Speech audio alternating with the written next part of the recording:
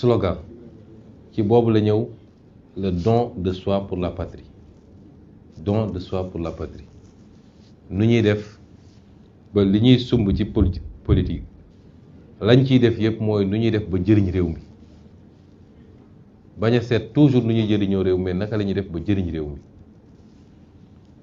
looloo tax ndaw ñi teel a gis seen bopp ci discours Pastef, diaspora bi teel a gis seen bopp ci discours Pastef, catégorie socio-professionnelle yëpp ndànk-ndànk ñu commencé di gis seen bopp ci discours Pastef parce que sénégalais yi dañoo namoon loolu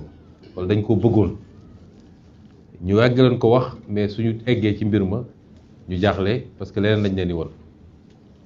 moo tax suñu combat politique ba tey ñu koy continuer mooy loolu ñu waxante woon ak sénégalais yi ci ay valeurs, ci yorin bu sell bu set, ci jiital intérêt réew mi ci intérêt keneen wala leneen. loolu ku ñu boole rek looloo ñu boole, ku ñu amal problème rek looloo ñu boole. ñun ay pouvoir ay kii mu war a toog place bi te loolu boolewuñu kenn parce que dañuy bëgg a déplacer curseur bi. loolu boolewuñu ak kenn. li ñu boole kenn nit mooy li ñu waxante woon wax ko sénégalais yi, ay ndaw génn xeex ci, ñii gaañu ci, ñu tëj leen ñi seen bakkan rot, ñëw ba tey bëgg ko wëlbati di def naka sudul noonu. loolu moo ñuy boole ak nit. ñun coalition boolewuñu ak nit, ku mu neex nga tabb sa coalition. réew maa ngi nii ñu seet lan ngay am waaye loolu boolewuñu ak nit. kon Pastef c'est des valeurs. te ku xool salle bi rek saax bi may ñëw ci yoon bi dafa am ku ma waxal mu ne ma gis naa lu ma neex, ma ne ko mu ne ma dañ ñëw les ministres sortants ne dañuy toog ci gannaaw bàyyi les leaders yi war a signer toog ci kanam parce que seen bés la. leaders yi ne duñu toog ci kanamu ministres yi parce que da ngeen def preuve de dignité, de courage, de loyauté. moo tax ñu gis image bi ku xool rek salle bi xam ni valeurs yooyu ñuy wax ci Pastef dafa symboliser wu tey. te yombul de Sénégal ñu ne la kaay jël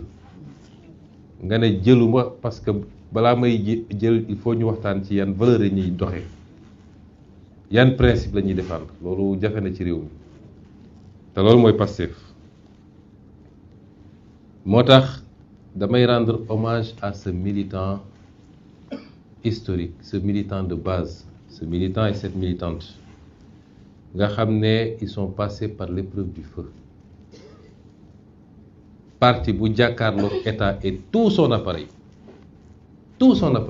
dara desul. ñu dem sax ba ne dee na,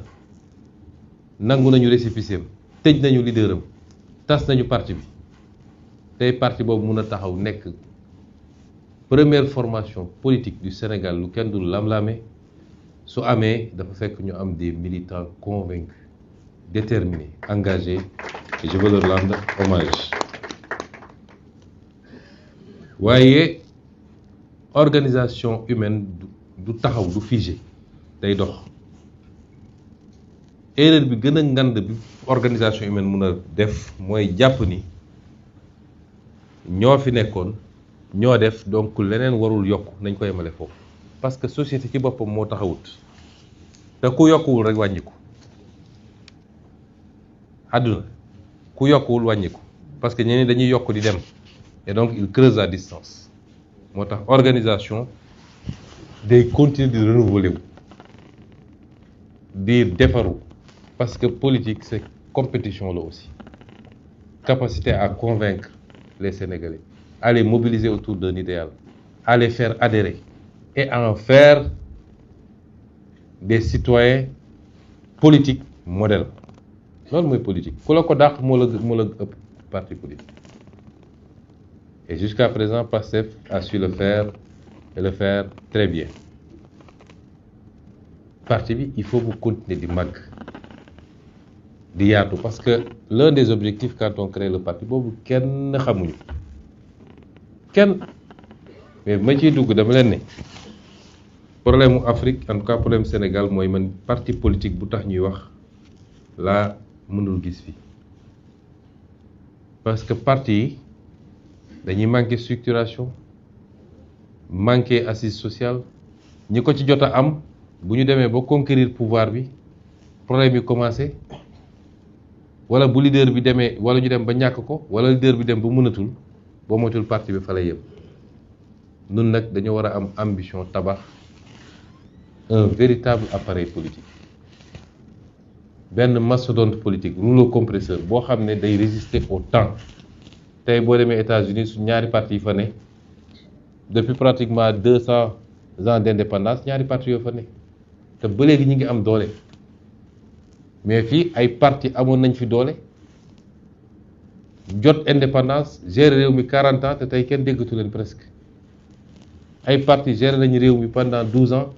mais soo seetee li xew tey da ngay gis ni am nañu jafe-jafe pour dund lan moo ko andi c'est qu'on ne se donne pas les moyens de construire de véritables appareils politiques qui ne sont pas des appareils structurés exclusivement autour d'un homme qui ne respire que par un homme parce que boobaa kooku bu tëlee wala mu màgget wala mu jóge fi parti bi foofu moytul fa lay jaare et ça doit être notre défi à tous c'est vrai leadership am na solo ci parti les gens ont besoin de s'identifier mais dafa war a ànd ak une structuration bu am doole et ce leadership doit être pluriel et je le disais l'autre jour au ministre Pastef jaar-jaar yi mu jaar ci semaines yi passé yokk na ko yokk boo xam ne parce que dafa émerger loo des leaders étatiques des hommes d'État qui ont exercé de hautes fonctions ministérielles direction générale président assemblée feneen ak feneen mais doublé d'une casquette politique forte loolu dafa am solo ci formation politique te Pastef egg na foofu léegi moo tax suñu ambition ñun ñëpp c'est de construire ce grand parti lii bokk na ci li koy accélérer ñi fi nekk à des degrés divers yàgg naa considérer man ni ñoom waa Pastef lañu tey jamono yoo xam ne Pastef soxla woon na ku taxaw ci wetam yu ci bëri am nañ ci taxawaay boo xam ne militant Pastef yi ëppale wuñu leen ci kon yàgg naa leen amul ci ñoom ku ma musul wax ni tee ngaa ñëw dugg Pastef rek ñu liggéey te it am na ci ñoo xam ne depuis 2022 ñi ngi taxaw ne organiser leen pour ñu dugg si waaye jamono fitna bi amuñu woon jot bi looloo ko tardé woon ñu bëri dañuy jàpp ni ñenn ñi de est-ce que xaaruñu ba gars yi egg pouvoir rek heureusement que li bi muy egg si neew ma nekkuñu pouvoir de waaye xaaj ba la ñu yoratuñu pouvoir bi en tout cas fa ñuy séddalee daanaka yoruñu ko waaye ñoo yor yenn yi te bu ñu eggee 2027 incha allah mu gën a yaatu kon mun naa ci joxe anecdote yu bëri Malick Gakou mi 2016 bañ may raje ci fonction publique ci ñu njëkk a ñëw gunge ma Point E la woon bi ñu lacrymogène ñu dem toog wetu piscine olympique bi teg benn ban jaaxle toog foofu am na photo buy circuler sax 2016 kon loolu yàgg na ñu ànd créer Manko Wattu Sénégal ci bureau lañ ko créer boobu ba léegi il est resté constant ma seedeel ko fii soxna Aïda Mbodj jarul may wax ndax depuis assemblée nationale ba